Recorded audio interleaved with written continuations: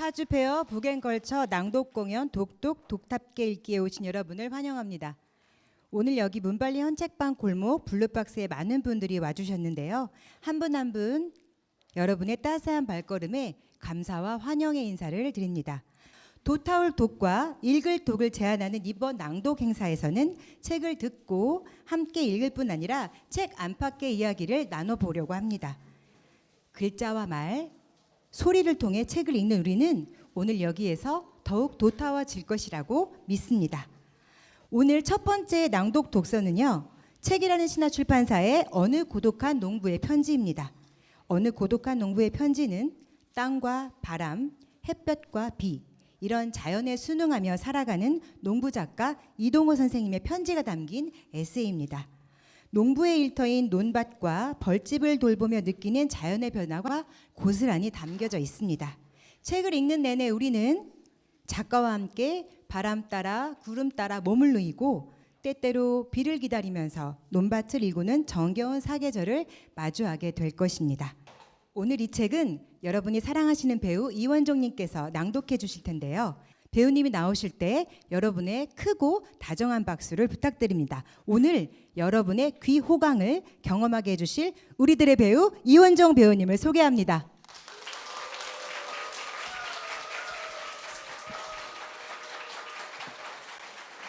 반갑습니다, 여러분. 이곳에 계신 분들이 정말 행복해 보입니다. 그리고 저는 여러분들이 정말 부럽습니다.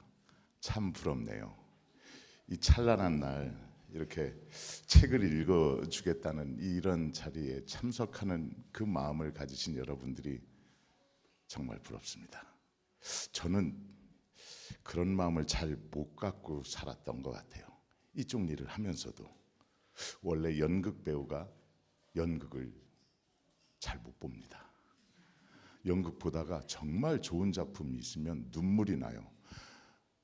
내용이 슬퍼서 눈물이 나지 않고 왜 내가 저기에 안 있고 여기에 있지? 이런 생각을 하는 나부랭이들이 배우라는 족속들입니다.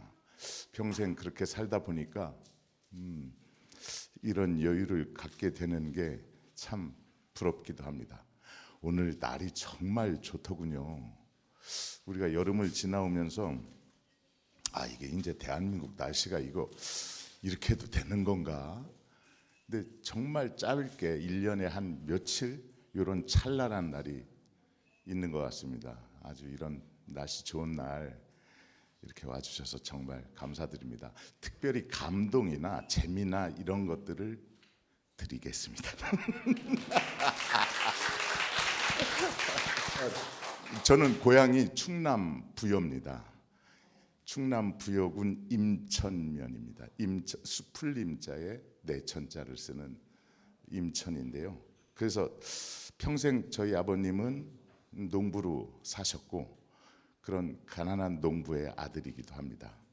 그래서 자라서 저는 내가 다시는 저런 농사일은 안 하면서 살겠다 이런 마음을 갖고 살았는데 어느덧 제가 농사를 일구면서 제 밥상에 올라오는 모든 채소를 제가 지어 먹기 시작한 지 19년째입니다. 그렇게 안 생겼죠. 생각보다 손도 거칠고 농사를 짓다 보니까 이게 내 본향이고 이래서 우리 아버님이 이렇게 평생, 물론 저는 그 농사를 약간 취미로 또 스트레스를 해소하는 목적으로 짓습니다. 이 작물들하고 상추하고 파하고 마늘하고 고추하고 막 대화를 하다 보면은 정말 스트레스를 푸는 데는 최고입니다. 그 애들은 정말 거짓말을 안 해요. 유명한 얘기지만은 우리 농작물들은 농부의 발소리를 듣고 자란답니다. 한번 찾아주면은 그렇게 좋아해요. 그리고 바로 답을 해줍니다. 그래서 그 친구들하고 이렇게 얘기를 하다 보면은 혼자서 이렇게 오늘 제목이 고독한 농부라고 그러는데 세상에 고독하지 않은 사람이 어디 있겠습니까마는 고독한 농부가 과연 있는 건가라는 생각이 들었습니다. 그래서 선뜻 이 책을 보게 됐습니다. 고독한 농부가 있는 건가? 농사를 짓는 사람이 고독할 리가 없다라는 게 제 생각인데 뭐든지 비틀어보는 제 성격에서 비롯된 일이 아닌가 싶습니다. 근데 이 책을 읽으면서 나도 모르게 내가 그랬었지. 저도 가끔씩 매일 쓰지는 못하는데 가끔씩 일기를 쓰는데 그 일기장에 있는 글들을 가끔씩 되짚어서 보는데 이 책에서 이렇게 나왔던 그 목차에 이런 거 있었지, 이런 것도 있었지. 그래서 읽어보면은 거의 마음이 대동소이하다는 것을 느낍니다. 이래서 농사 짓는 사람들은 마음이 통하고 그 사람들끼리 모여서 막걸리 한잔 하다 보면은 밤새 술을 먹게 됩니다.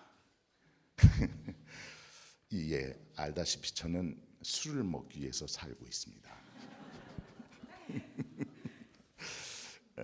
제가 볼 때 우리 이동호 작가님께서도 그러지 않나 싶은 생각이 조금 있다가 얼굴을 보시면은 그래 니네들 같은 과지 이런 생각을 하실지 모르겠습니다. 제가 그렇게 농사를 지으면서 이렇게 소박하게 쓴 그러다 보면은 말이 많아져요.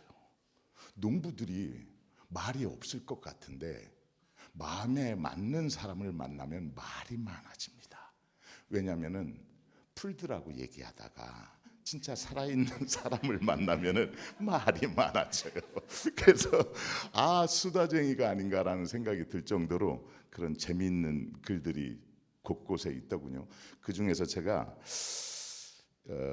봄, 여름, 가을, 겨울로 나눠서 이렇게 한 편씩을 대충 뽑아서 여러분들에게 들려주는 그런 시간을 갖도록 하겠습니다.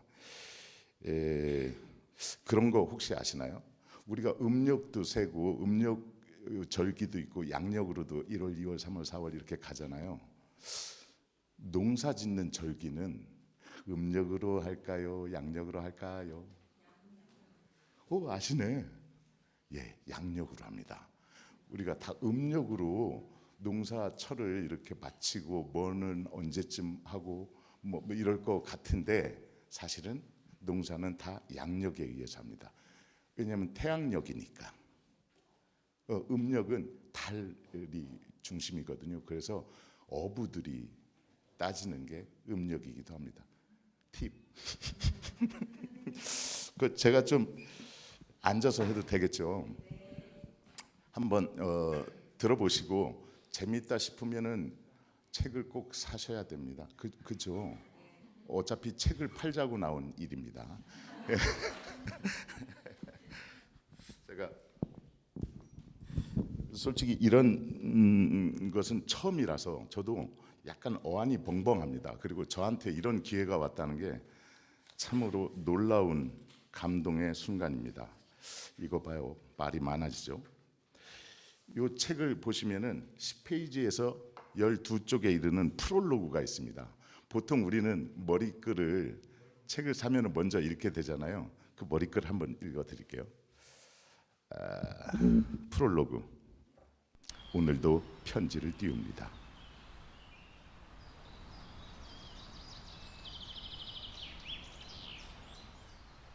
다람쥐는 쳇바퀴를 돌립니다.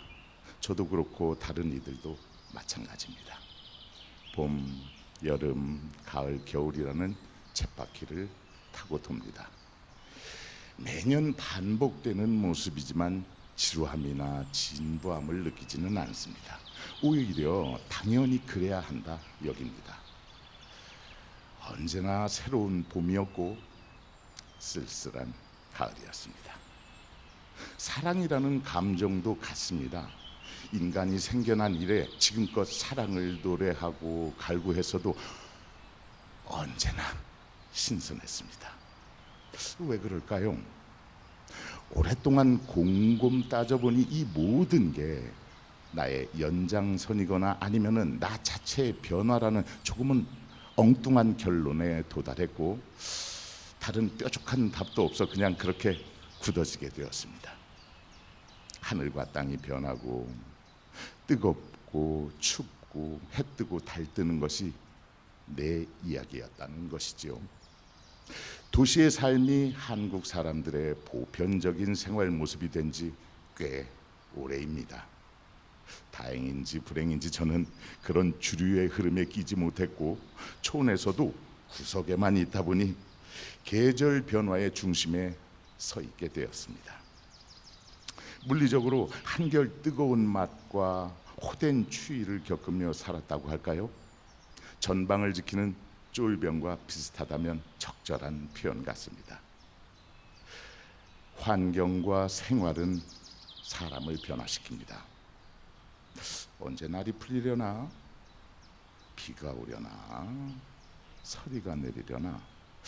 이렇게 하는 추측이 머리를 지배하였고 알게 모르게 옛 지인들과는 다소 뜸한 거리가 생기게 되었습니다. 원하지 않았지만 고립되고 은둔자적인 상태로 변했습니다.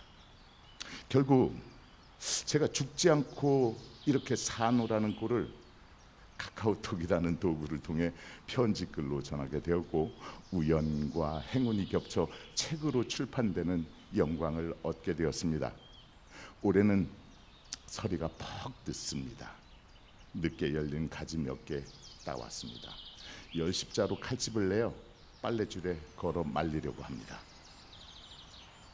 생전 어머니께서 하시던 방법 그대로 흉내내며 그분을 생각하는 시간을 가지려 합니다. 2025년 1월 피항정에서 이동호 드림. 이게 프롤로그입니다.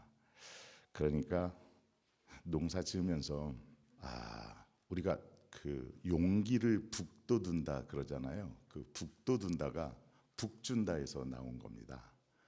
이렇게 모종을 심거나 씨앗에서 새싹이 이렇게 나오잖아요. 그러면은 떡잎이 이렇게 나올 때 아주 가느다란, 아주 연약한 바람에도 쓸리는 그런 친구들이 이렇게 세상 밖으로 나옵니다. 그러면 얘들을 흙을 살짝 덮어주지 않으면 바람이나 비에 그냥 쓰러집니다. 그래서 흙을 이렇게 북돋아 준다가 북준다입니다.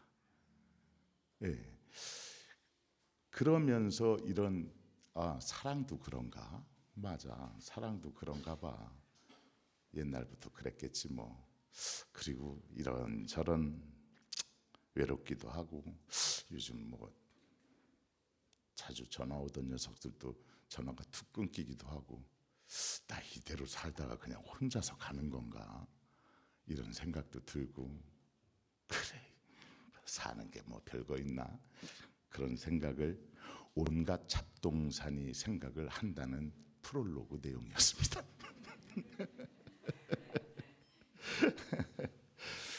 이 가지는 참 맛있는 채소인데 우리나라는 가지를 요리하는 게 많이 발달하지 않았어요. 예전에 어머니가 그렇게 찜소재 밥할 때 같이 넣고 쪄가지고 뭐 깨소금 넣고 각종 양념 해가지고 이렇게 내놓는 그게 우리나라 가지 요리의 전부인 것 같아요. 중국집에 가면 가지 요리가 정말 많습니다. 뭐 이 정도는 우리가 배워도 되지 않을까라는 생각을 하는데 근데 한 가지 불만은 다 튀긴다는 거예요. 중국 요리는 신발도 튀기면 맛있습니다. 그래서 옛날 엄마들이 해주던 그 가지 요리가 생각나는 그런 아주 시시콜콜한 얘기를 담고 있다라고 이렇게 프롤로그에서 적어 놓으신 것 같습니다. 맞죠, 작가님? 그리고 나서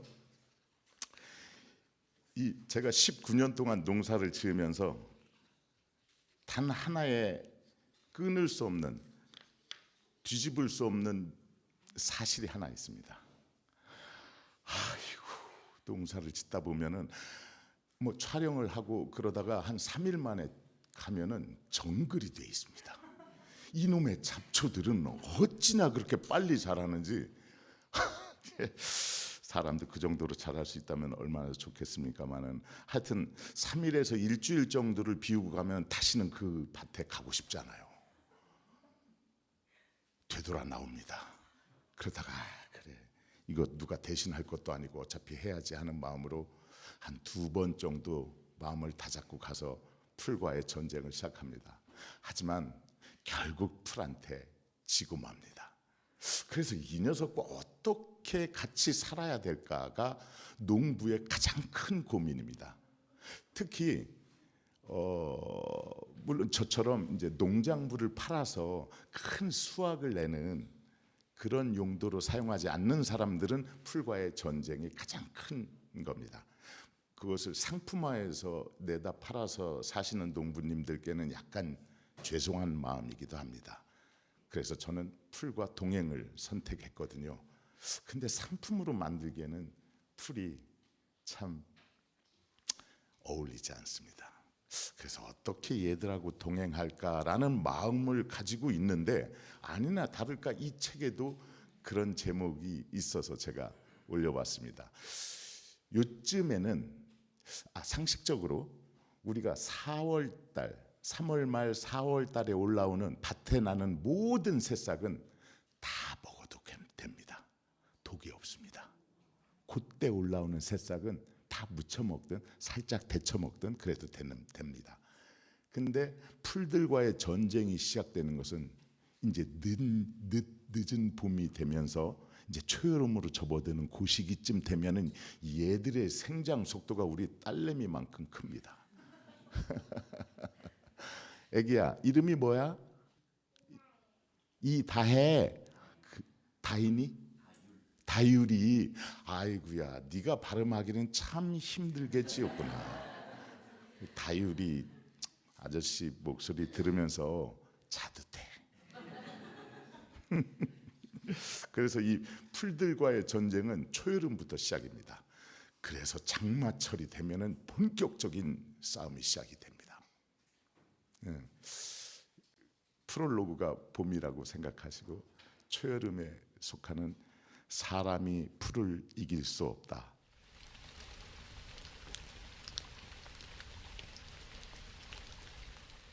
산들바람이 불어옵니다. 북쪽에서 밀려오는 신선한 기운입니다. 바람의 속삭임이 들립니다. 당신의 가을을 준비하라고. 멋진 표현이다. 바람의 속삭임이 들립니다. 당신의 가을을 준비하라고. 농부에게 마지막 남은 여름 일은 참깨를 베고 가을 배추를 심는 거지요. 이 가을 배추가 김장 배추를 말합니다. 서두를 것도 미룰 것도 없습니다. 바람을 탄 듯 여유 있게 해나가면 그만입니다. 가난하고 소박한 농부라서 많이 버리지도 않고 그저 약간의 여유가 있어 이웃과 조금씩 나눌 수 있으면 그만이니 일이 벅차지도 않죠. 하지만 그렇다고 마냥 퍼질러 있다가는 시간을 놓치게 됩니다. 제가 원하던 삶에 한 발짝씩 다가서는 기분 좋은 하루입니다. 오전에는 생강밭의 풀을 예치기로 베었습니다. 지푸라기를 두툼하게 깔았는데도 여름을 넘기며 풀이 많이 솟았습니다. 헛골은 예치기로 베었고 생강 옆에 난 풀은 낫으로 대충 긁어줍니다. 그럼 다시 생강과 풀이 적당히 어울려 자라게 됩니다. 여러분 생강 보셨나요? 생강이 마치 어린 대나무 같습니다. 이파리도 대나무 잎 같아요. 여기서 대나무가 나나 싶으면 생강인 겁니다. 그러다가 이제 가을에 김장할 때쯤 캐가지고 김장에 쓰곤 하죠. 그리고 1년, 2년 생강은 이렇게 조금 보관이 용이합니다. 그래서 오랫동안 한번 농사 지으면은 다음 해는 안 해도 될 정도로 한 2년, 3년 먹어도 됩니다. 보관만 잘하면. 인류가 농사를 시작한 이래로 풀은 원수였지요. 동감합니다. 그나마 풀을 제대로 제압하기 시작한 시기는 제추제가 나오면서부터입니다. 배운 것도 아는 것도 풀과 나무뿐인 저에게도 농사를 지으며 언제나 풀이 가장 골칫덩어리였습니다. 하지만 풀을 이길 수는 없습니다. 왜냐하면 풀은 지구가 키우는 것이고 곡식은 사람이 키우는 것이라서 제가 지구를 이길 수 없다라는 거죠. 잠깐 멋있는 표현입니다. 풀은 지구가 키우는 것이고 곡식은 사람이 키우는 것이라서 제가 지구를 이길 수 없다라는 거죠. 농부에게 원수로 보이는 풀이 알고 보면 지구의 수호자인 셈이고, 저도 풀과 공생을 하고 성질을 이해해 농사를 쉽게 지으려는 쪽으로 방향을 바꿀 수밖에 없었습니다. 물론 제초제를 쓰면 농사를 쉽게 지을 수 있습니다. 가끔 주변의 고수들을 만나 얘기를 하다 보면 지금 농부들이 아는 거라곤 제초제나 기타 농약 처리 기술뿐이라고 자주 섞인 말을 하곤 합니다. 풀이 자라지 못하게 땅을 비닐로 덮어버리고 그나마 빈틈으로 나는 풀들을 제초제로 두들겨 잡으면 됩니다. 하지만 제초제를 치면 곧바로 탄저병이 따라오죠. 그럼 탄저병 약을 칩니다. 탄저병 약을 받은 고추는 표피가 얇아져서 곤충들의 공격 대상이 되고 맙니다. 그럼 또다시 살충제를 치는 악순환이 반복됩니다. 농부들은 품종을 탓하며 병충해 강한 종자를 원하니 종묘 회사들도 별 수 없이 그런 방향으로 움직입니다. 그 결과 지금 우리가 먹는 고추는 50년 전과 비교하면 아주 맛없는 고추로 변해버렸습니다. 사실입니다. 변호가 점진적이라 모를 뿐이지요. 그렇다고 허리가 90도로 휘어버린 할멈처럼 쪼그리고 앉아 풀을 매라고 할 수도 없는 일입니다. 어머니 세대까지는 그리 했어도 지금 여자들에게 그런 일을 강요하면 다음 날 뛰쳐나가 버릴 겁니다. 뛰쳐나가다니요. 맞을걸요? 물론 저도 그런 농사를 짓지는 않습니다. 궁여지책으로 생각해낸 게 작물간 거리를 넓히고 풀을 깎아주는 방법이었습니다. 효과는 상당하더라고요. 병충해가 조금씩 있긴 한데 급격히 번지지를 않더군요. 무시하고 놔두니 어느 날 슬그머니 없어져 버렸습니다. 예치기로 풀을 베느라 귀찮기는 하지만 그 대신 농약에서 해방된 셈입니다. 생산량도 크게 차이가 없더라고요. 그렇다고 매년 이런 농사를 지으려는 건 아닙니다. 좀 더 게을러도 되고 놀고 먹어도 되는 방법이 머릿속에서 왔다 갔다 합니다. 밭을 갈지 않아도 되고 비닐은 더더욱 필요 없고 씨만 툭 하고 던져놓으면 모종을 심는 것만으로 끝나는 농사법이 목표입니다.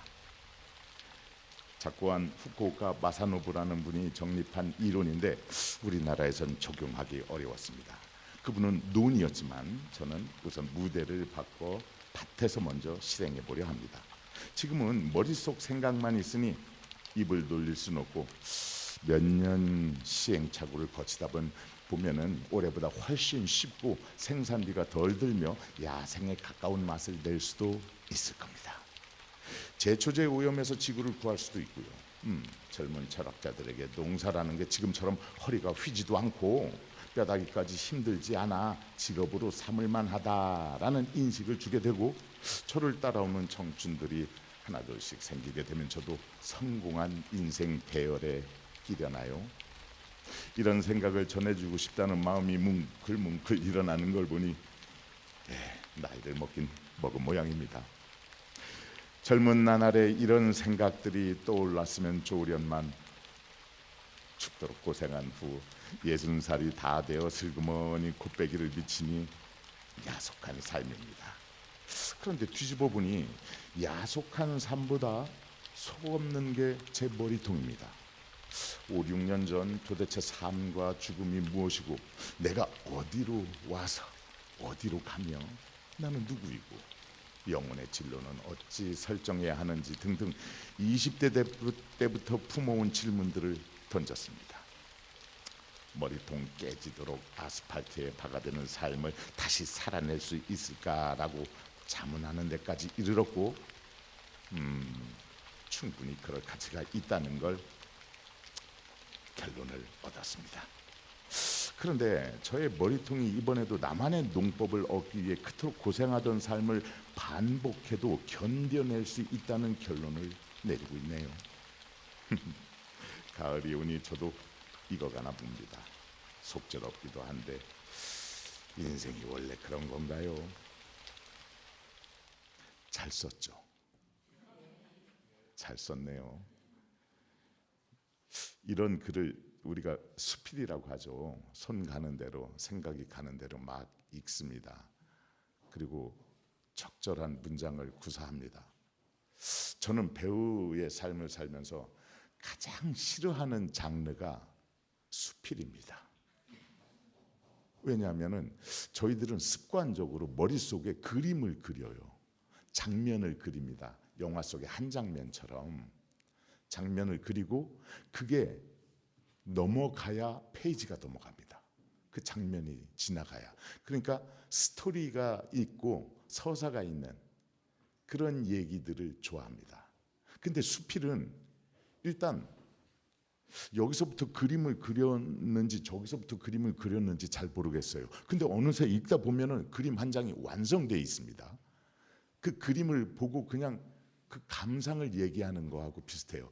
그래서 활동 사진기가 아닙니다. 한편에 그냥 한 장의 그림 같아요. 그걸 그리고 또 유채화도 아니고 수채화 같습니다. 유채화는 자꾸 덧칠을 해서 깊이를 만들어내고 양감과 질감을 나타내는데 수채화는 그렇지 않죠. 그러다 보면은 어느새 이렇게 그림 한 장이 있고 그래서 뭘 어쨌다는 건가라는 생각을 하게 됩니다. 근데 오랫동안 기억에 남는 것은 사실입니다. 배우라는 직업에서 나오는 그런 습관인 것 같아요. 근데 이런 수필은 꽤 오랫동안 머릿속에 남아 있을 것 같습니다. 제가 농사꾼이라서 상식적인 얘기 가끔씩 드리는데 우리가 예전에 1997년인가요? 그 외환 위기가 왔었죠. 그래가지고 우리가 근무기도 하고 그래서 극복을 했는데 우리 농사꾼들한테 가장 아픈 것은 그때 우리나라 씨앗이 다 팔려 나갔다는 겁니다. 우리나라 토종 씨앗이 그때 다 사라졌어요. 제가 알기로는 뭐 흥농 종묘 뭐 이런 데서 그리고 서울대 수원농대 뭐 이런 데에서 그런 일들을 쭉 해왔는데 벨기에한테 팔리고 뭐 어디로 팔려서 지금은 그쪽에서 다 수입해서 씁니다. 여러분들이 드시는 야채는 대부분 유럽에서 수입해온 씨앗을 가지고 다시 키워서 드시는 겁니다. 근데 정말 억울하고 원통한 게 뭔지 아세요? 왜 모든 풀은 자라서 가을이 되면은 쌈채소도 마찬가지입니다. 다 씨앗을 맺게 마련이죠. 그 씨앗을 받아서 뿌리면은 야생에서 얻은 씨앗은 뭐 이렇게 발화율이 그렇게 좋지는 않습니다. 한 30-40% 되는 것 같아요. 제가 경험한 걸로는 부추도 그렇고 생강도 그렇고 다 그렇습니다. 그런 것들은 뿌리 채소는 뿌리를 심기 때문에 그대로 이어지긴 하지만은 씨앗이 나는 것은 한 30-40% 많게는 50-60% 정도인데 수입한 씨앗은 그걸 가을에 그걸 얻지 않습니까? 그리고 그걸 심으면은 빵 %입니다. 유전자 공학으로 다시는 씨앗을 재활용하지 못하게 만듭니다. 이런 나쁜 것들이 있나? 그래서 매년 씨앗을 수입하도록 만듭니다. 제가 재작년 3년 전부터 그 한 30가지의 그 우리나라 토종 씨앗을 서울대에서 구해가지고 씨앗을 심는 작업을 하고 있습니다. 그래서 주변 분들에게 이렇게 나눠주기도 하는데 그걸 심으면은 거의 50-60% 이상의 발화율을 자랑합니다. 부추 향이 정말 좋아요. 우리가 옛날 그때 어렸을 때 먹었던 그 향이 납니다. 쌈채소도 훨씬 맛있습니다. 농사를 지으면서 딴 상추는 그냥 밖에 내놔도 어디 가게에서 산 것은 하루만 놔둬도 우리 주부님들 금방 수그러들잖아요. 숨이 없어지죠. 3, 4일을 놔둬도 쌩쌩합니다. 농사 지은 것은. 예. 그런데 우리 것은 더 오래 갑니다. 맛과 향이 훨씬 더 좋습니다. 이것 봐, 이렇게 말이 많아질 줄 알았어, 원종은. 하여튼 그래서 우리 씨앗을 찾아오는 일들을 언젠가는 꼭 해보고 싶은 그런 생각이 있습니다. 여러분들도 농사에 관심이 있으시면은 그런 일들을 좀 해주셨으면 좋겠습니다. 제가 가끔 작가님 얼굴을 보면서 물어보는데 빨리 작가님을 만나보고 싶죠. 예, 만나보고 싶은데 하나 더 남았습니다. 저한테 짱을 하면은 미리 인사를 시킬 수도 있습니다. 예, 박수 쳐주시면은 미리 한번 인사를. 앞으로 나오시죠. 작가님 거기 앉으셔서. 네네. 마이크 잡으시고. 제가 읽는 거 들어보니까 어떻습니까? 괜찮습니까? 역시 배우구나. 내 생각을 나보다 더 전달을 잘하시는 분이구나. 라는 생각을 했습니다. 이렇게 나오셨는데 제가 이동우입니다라고 인사 한번 하시죠. 예, 저는 전라도 정읍에 살고 있고요. 그 평생 머리통에서 농자를 뗀 적이 없습니다. 농고를 나왔고요, 농대를 나왔고 그 다음에도 계속 농사 근처에서 어슬렁거렸고 다른 일도 좀 했습니다. 조경 노가다를 했거든요. 근데 조경 노가다도 어차피 풀과 나무에 속하는 것이라서 저는 한 번도 옆으로 벗어나는 길은 가보지 않았습니다. 그래서 아는 것이라고는 풀하고 나무, 곡식이나 그런 것도 역시 풀하고 나무의 일종이죠. 그래서 그것밖에 아는 것이 없고 그냥 그 속에서 다시 살다가 죽겠거니라는 생각을 하고 있습니다. 네, 이것 봐요. 말 많아지죠? 네, 그럴 줄 알았어. 어때요?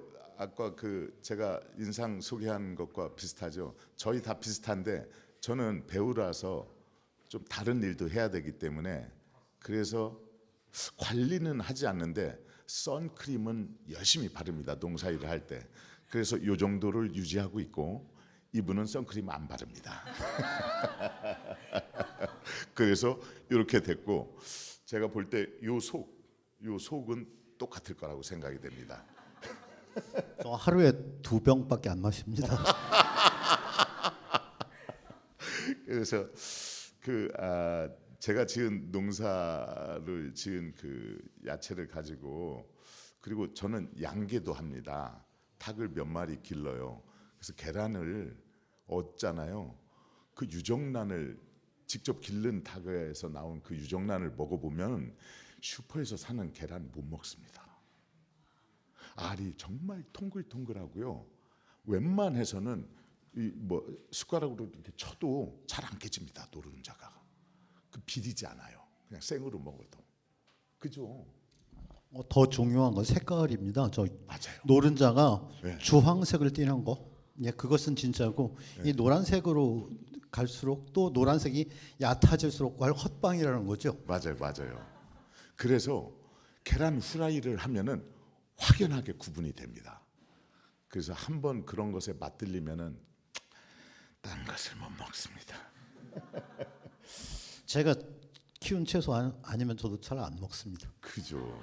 이래서 입만 고급스러워지고 큰일입니다. 여기 그냥 앉아 계셔도 되겠죠. 제가 왜냐면은 내가 읽고 작가는 저기에서 편안하게 나를 바라보는 그 꼴을 제가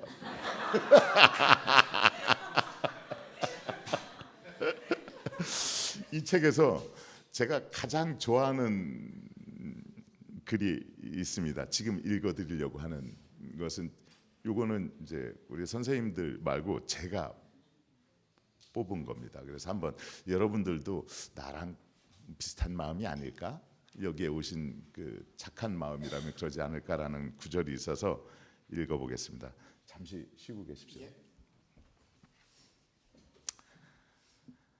당신의 11월, 나의 11월.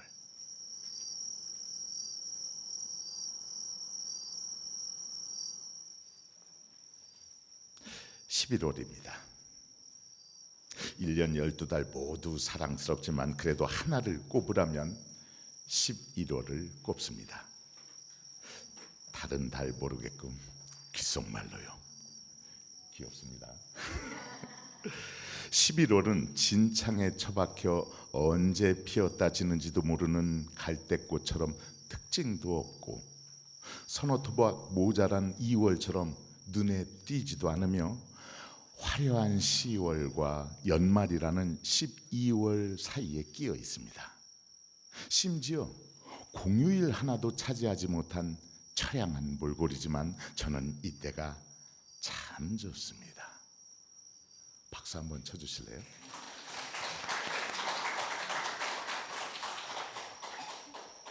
(11월을) 이렇게 표현한 농부는 처음인 것 같습니다. 이쁘죠? 그 부분만 다시 한번 읽어드릴게요. 11월은 진창에 처박혀 언제 피었다 지는지도 모르는 갈대꽃처럼 특징도 없고 서너토막 모자란 2월처럼 눈에 띄지도 않으며 화려한 10월과 연말이라는 12월 사이에 끼어 있습니다.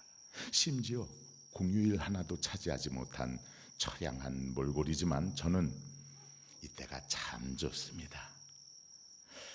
종아리를 휘감아 올라와 가슴을 스치고 머리털을 꼿꼿이 세우는 11월의 찬바람이며 까치밥 한두 개 딸랑 남겨놓은 썰렁한 감나무도 이때가 아니면 제대로 느끼지 못할 아쉬움 같아 할 일 없이 강둑을 비실거리는 제 모습도 보기 좋습니다.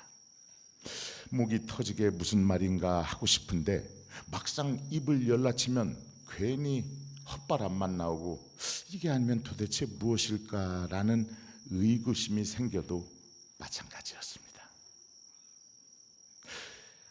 누군가 물었습니다. 쓸쓸함도 아름답냐고요. 얼른 대답하지 못했습니다. 쓸쓸함이 아름다운지 추한지 밖에서 봐야 알지. 너나 나는 그 속에 푹 빠져 있는데 뭐가 보이겠니? 그냥 더 쓸쓸하게끔 소주나 퍼마시자 하며 술을 마셨죠. 소주야, 이 군침이 도네.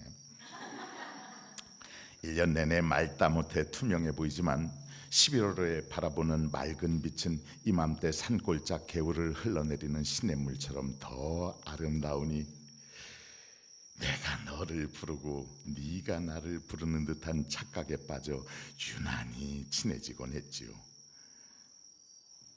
그렇게 좋습니까?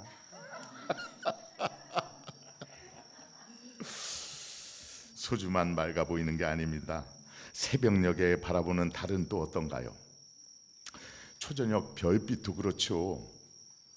왜 시인이 되지 못했을까? 왜 화가가 되지 못했을까? 안타까워 꼴딱 밤을 새우고도 모자라 에이 천재가 되지 못했으니 천재가 써놓은 글이라도 보겠다며 이어령 선생님의 말이라는 책에 푹 빠져 담배만 피워대기도 했지요.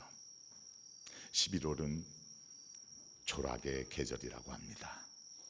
붉고 노란 단풍에 지쳐버린 낙엽들이 산길을 덮으니 괜히 한스럽고 무심코 지나치던 사물들에 한 번 더 눈길이 가지요.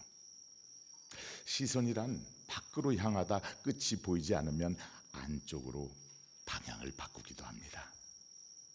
나는 씨앗을 뿌리는 사람이었고 나무를 안아주는 사람이었고 앞으로도 더 큰 나무를 키우는 사람일 거라는 주제에 초의 의심이 없습니다. 그럼에도 불구하고 괜히 조바심이 나고 더 잘할 수 있을 거라는 아쉬움을 낙엽 밟는 소리에서 전해진 상념이라고 묻어버리고 모른 채 앞으로 나가가다도 자꾸만 뒤돌아봐지는 게 가을병이라고 치부해버려야죠.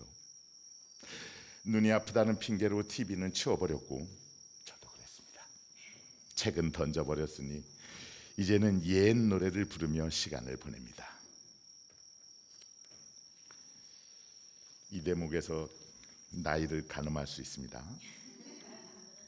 목마와 숙녀라는 시에 목마는 주인을 버리고 거저 방울소리만 울리며 가을 속으로 떠났다라는 구절이 있죠. 그럼 가을 속은 어디에 있는가라는 쓸데없는 질문을 하고, 지금 그 사람 이름은 잊었지만 그 눈동자 입술은 내 가슴에 있네라는 오래된 레코드판을 돌립니다.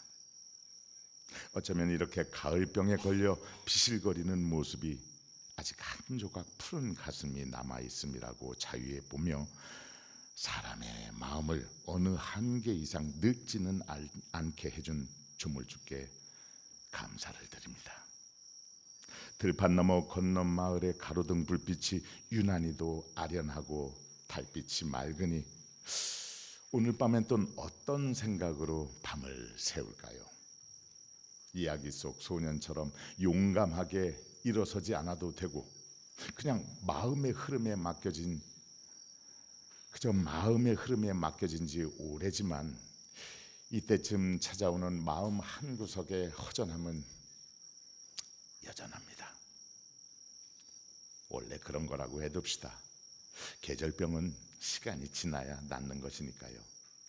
양지에서 느긋하게 졸고 있는 고양이 마냥 살아도 되고 새벽녘 별나게 청아한 목소리를 뿜는 수탉처럼 시간을 보내게 됩니다. 예, 그런 계절입니다. 몽상과 현실을 오가며 살아도 되고 무념무상으로 때우고 살아도 스스로가 용서가 가능합니다. 1년은 달려온 몸이 한두 개 나사 빠진 채 허우적거린다 해도 괜찮고요.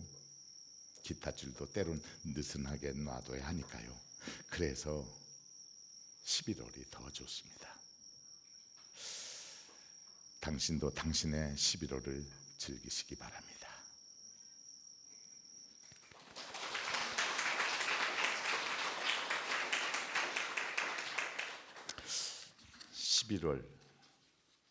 11월의 단상, 11월에 11월을 쓰는 농부의 마음이 이 정도입니다. 농부에게 11월은 꽤나 특별합니다. 이제는 별게 할 게 없어요. 네, 이제 풀들도 잘 생육점을 멈추고 그렇게 빨리 자라지 않습니다. 그리고 이미 여름에 포기한 풀이랑 같이 자라기 때문에 그렇게 눈에 거슬리지도 않아요. 그리고 작물들은 가을 김장용을 향해서 열심히 커갑니다. 북줄 것도 없이 열심히 잘 자라줍니다. 이제 가을 추수만 남았는데 왠지 막걸리 한 병 놓고 이렇게 먼 산을 쳐다보고 있노라면은 막걸리를 이걸 먹을까 말까라는 고민에 빠지게 됩니다. 왜냐하면 막걸리 맛보다 눈에 보이는 풍경이 너무 이뻐요. 너무 아름답습니다. 저는 북한산 자락 송추에서 농사를 짓습니다. 그래서 저희 집에서 보면은 북한산 그 아름다운 산이 눈부시게 펼쳐져 있습니다. 그래, 이 정도 준비했으니 괜찮겠다 싶을 때 갑자기 고독과 쓸쓸함이 밀려옵니다.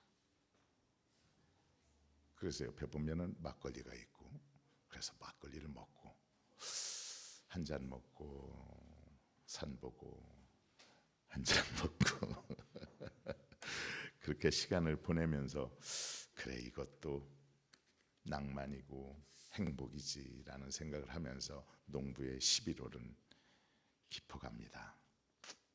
그런 마음이 고스란히 잘 담겨 있는 것 같아요. 아까 말씀드렸지만 우리 작가님이 되게 순수하시잖아요. 마음도 순수하고 어디 가가지고 뭐 이렇게 노름도 안 해보신 것 같고 돈을 벌려고 막 주식을 열심히 하거나 그러지도 않으신 분 같아요. 그러다 보니까 이렇게 순수하게 11월이라는 계절 달력 그 뒤로 딸랑 한 장 남았는데 그걸 보면서 이런 단상을 하게 되는 우리 작가님의 마음이 여기에 오신 분들과 비슷해 보여서 참 부럽습니다. 여러분도 이제 곧 다가오는 11월을 즐기시기 바랍니다. 11월 1일 날 아마 이 글이 생각날 겁니다. 그리고 원종이 얼굴도 한번 떠올리시고 네.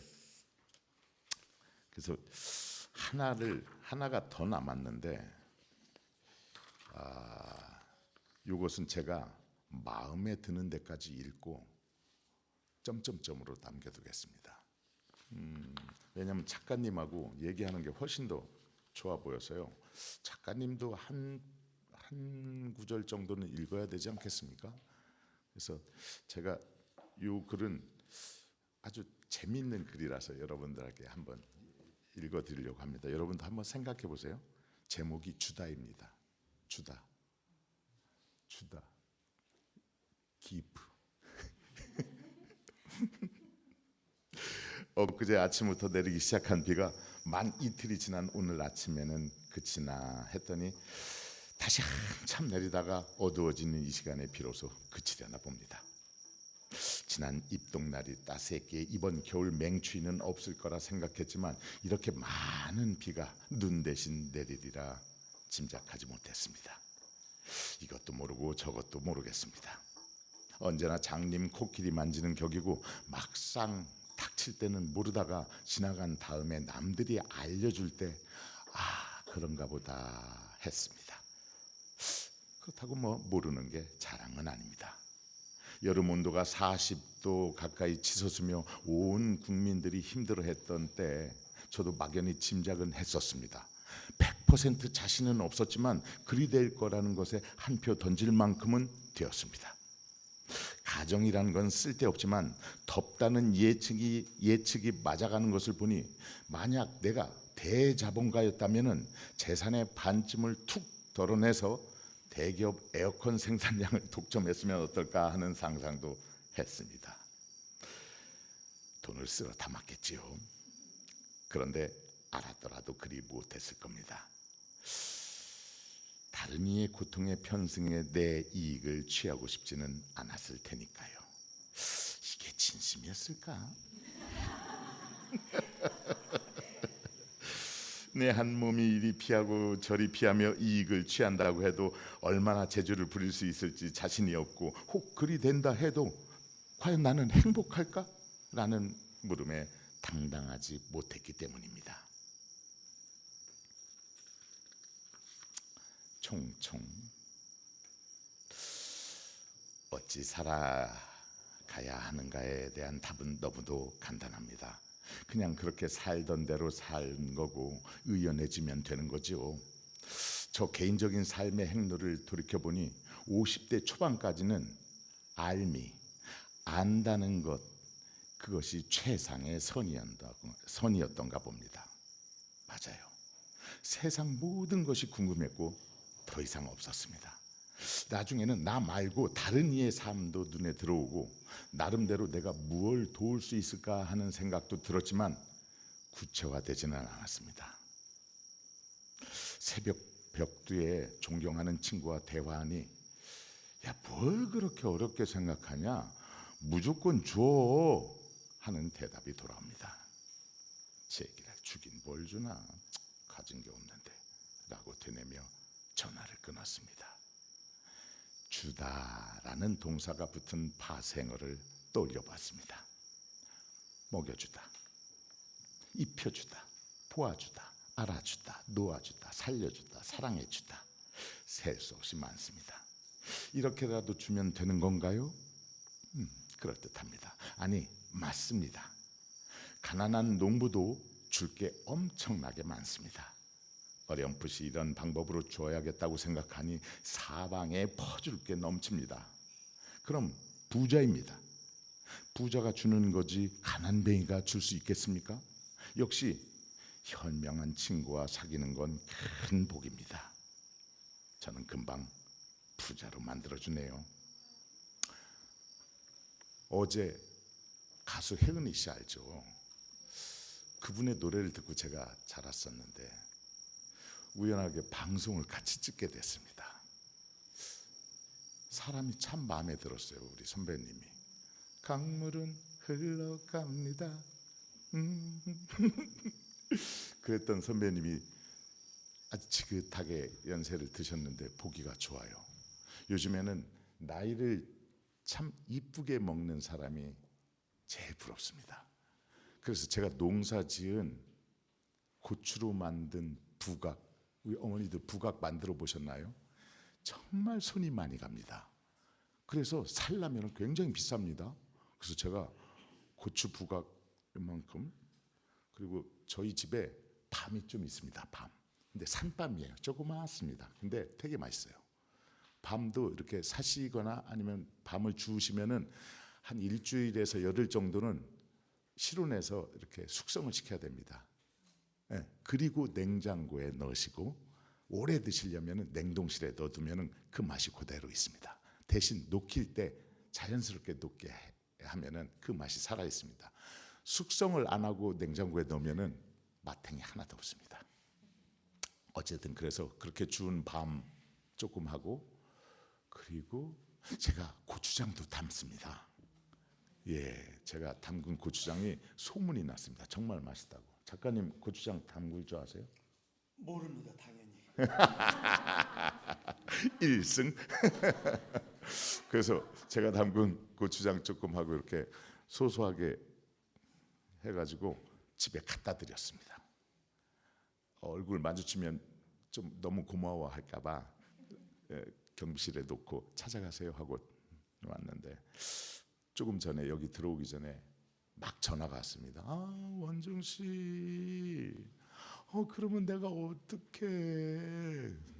어떡하긴요. 그냥 맛있게 드시면 됩니다. 그런 마음이 주다입니다.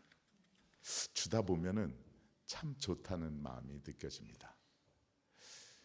농사를 지면은 우리 선생님도 그렇겠지만 대부분 어떻게 줄까를 고민하게 됩니다. 주는 것도 쉽지 않습니다.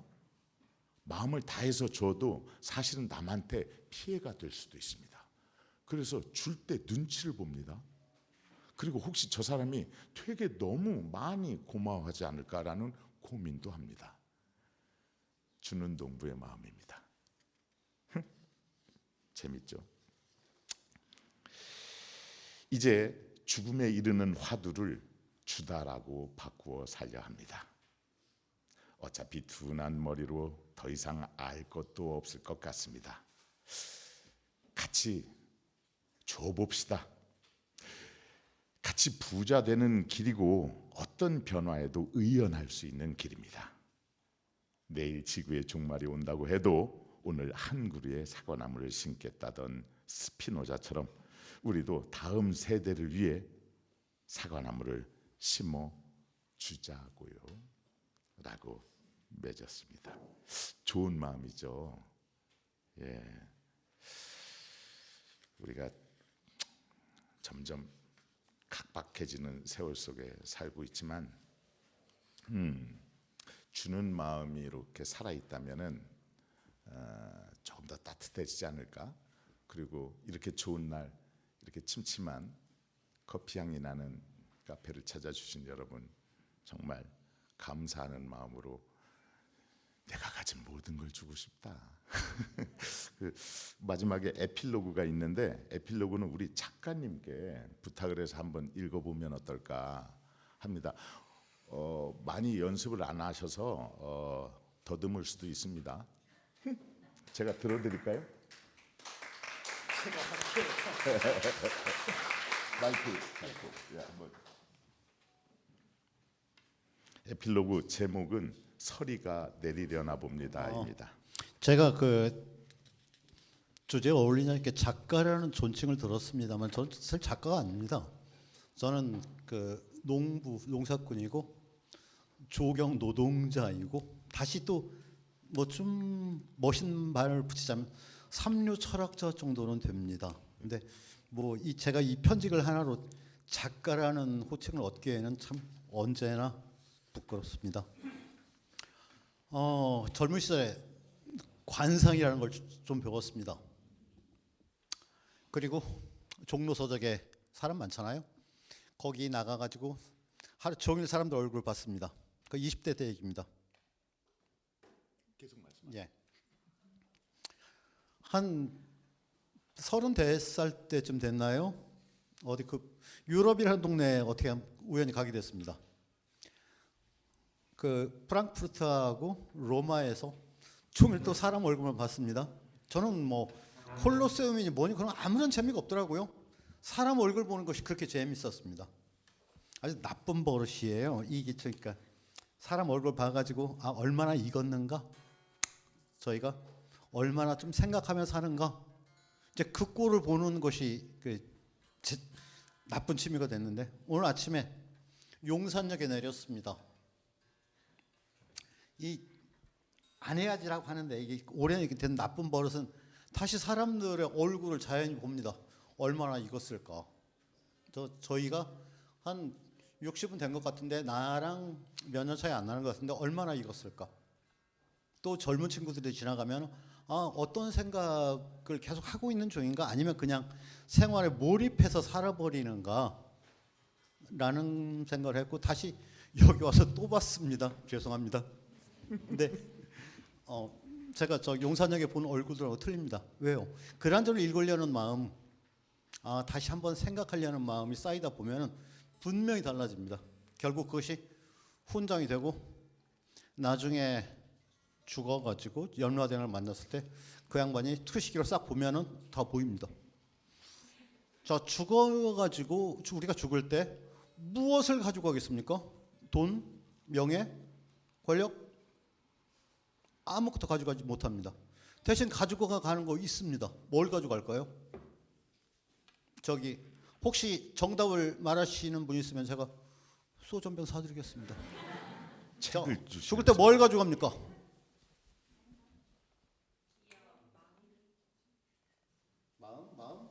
마음은 한 10점쯤 되네요. 이름? 자, 어떤 영혼? 꿈? 아, 그것도 좀 비슷한데요. 에이, 그 정도 가지고는 안 됩니다. 아스팔트가 깨지냐, 내 머리가 깨지냐고 한 100번쯤 박아보다 보면 답이 나옵니다. 자, 무얼 가지고 가는가?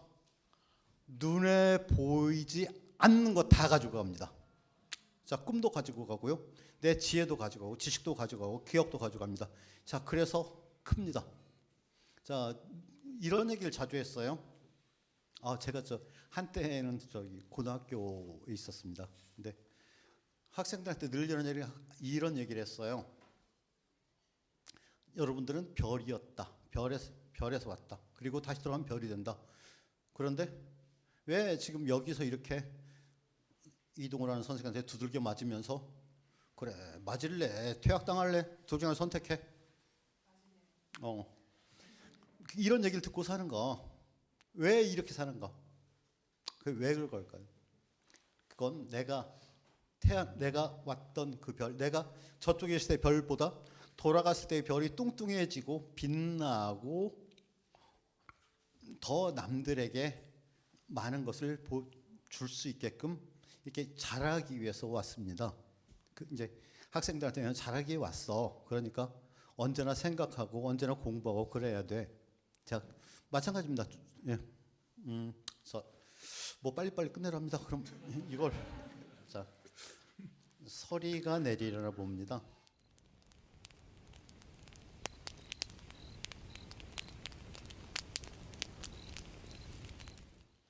며칠 만에 호박밭에 가봤습니다. 봄 가뭄과 고온이 겹치며 절반쯤 말라 죽었고 그나마 남은 것들도 비실비실하더니 겨우 장마철 지나면서 호박골이 되었더라고요. 호박은 보지 못해서 못 단다는 말이 있습니다. 이파리에 숨어서 보이지 않는 녀석들을 가리키는 말입니다. 녀석들은 늙은 호박이 됩니다. 좀 덜 여물었어도 좀 따다 두면은 자연히 서서 익어갑니다. 한 달쯤 지나면 좀 그런들 꼴이 나오죠. 그럼 지금 딸까요? 아닙니다. 우선 꼬투리를 봅니다. 누런색 호박들은 대부분 꼭지가 완전히 마르지 않아서 줄기에서 영양분이 조금씩 전달되는 중입니다. 며칠 뒤면 무서리가 내릴 거고 이파리들이 고스라집니다. 그럼 불과 사나흘 만에 줄기에 있는 마지막 영양분들이 늙은 호박으로 전달되고 호박 일생이 완전히 끝납니다. 그때까지 하면 됩니다. 조상들이 말하던 서리 맞은 호박은 이런 뜻입니다. 뭐 그러잖아요. 너네가 서리 맞은 호박 맛을 봤냐고. 자, 서리가 내리려나 봅니다. 겨울로 향하는 첫 관문입니다. 곧 겨울이 오겠지요. 지금부터 콜록거리면 겨울 내내 힘들 때니 따뜻하게 챙겨 입으세요. 저는 장작을 좀 더 준비해야 안심하고 겨울을 날 것 같아 소나무를 한 트럭 더 장만하려 합니다. 부족한 제 글이 서리 맞은 호박처럼 단맛이 뭉근하게 배어나왔으면 좋겠습니다. 누군가에겐 호박죽으로, 누군가의 호박부침으로 달콤한 소임을 다하기를 바란다면 그게 뭐 농사꾼 욕심일까요? 아닐 겁니다. 자, 긴 겨울 따뜻하게 보내시길 바라면서 다음에 소식 전하겠습니다.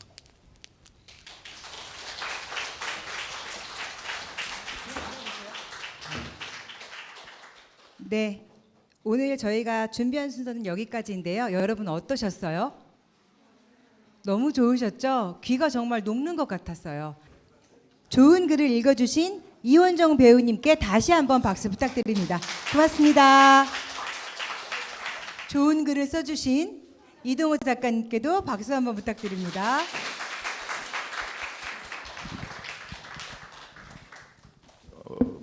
마이크를 잡았으니까 마지막 인사는 드려야죠. 이렇게 와주셔서 정말 감사합니다.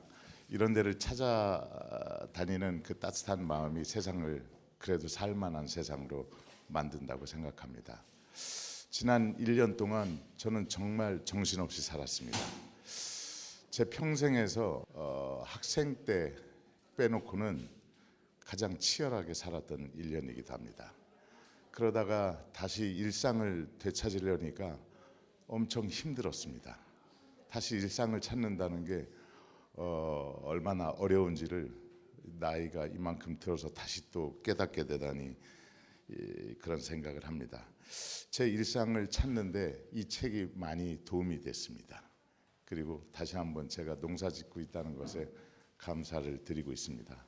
농사 짓는 마음으로 우리 천천히 세상이라는 내 인생이라는 텃밭을 한번 읽어가 보시기 바랍니다. 따뜻한 마음으로 한번 살아보죠. 여러분 건강하시고 행복하십시오. 고맙습니다.